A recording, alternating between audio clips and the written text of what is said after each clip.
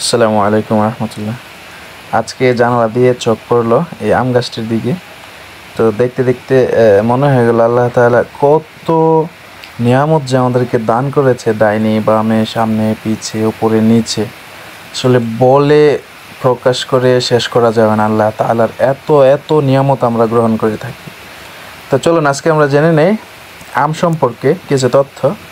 এই আমের মধ্যে রয়েছে বেশ কিছু পুষ্টিকর উপাদান, যেমন vitamin C, vitamin A, fibre, antioxidant, potassium, magnesium এবং কপার।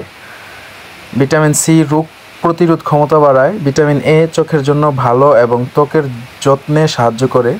ফাইবার আঁশ, যেটা হজমে সহায়তা করে। অ্যান্টিঅক্সিডেন্ট যেমন বিটা ক্যারোটিন, যা ক্যান্সার প্রতিরোধে সাহায্য করতে পারে।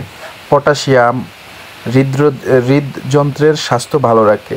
ম্যাগনেসিয়াম এবং কপার বিভিন্ন কোষীয় কার্যক্রমে সহায়তা করে। তাছাড়া আমে প্রাকৃতিক চিনি থাকে, যা শক্তি বাড়াতে সাহায্য করে।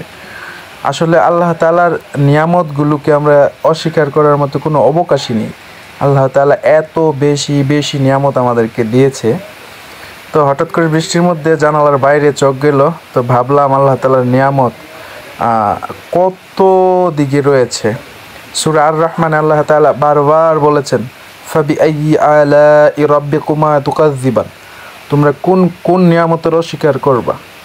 আমাদেরকে আল্লাহ তাআলা প্রশ্ন করেছে। আসলে আমাদের আল্লাহ তাআলার এত বেশি বেশি নিয়ামত অস্বীকার করা তো দূরের কথা, কোনো প্রকার অবকাশই নেই যে আমরা অস্বীকার করতে পারবো। সুবহানাল্লাহ। সকলে ভালো থাকুন, আর আমের অপকারিতা সম্পর্কে জানতে চাইলে কমেন্টে জানাবেন। ধন্যবাদ সবাইকে।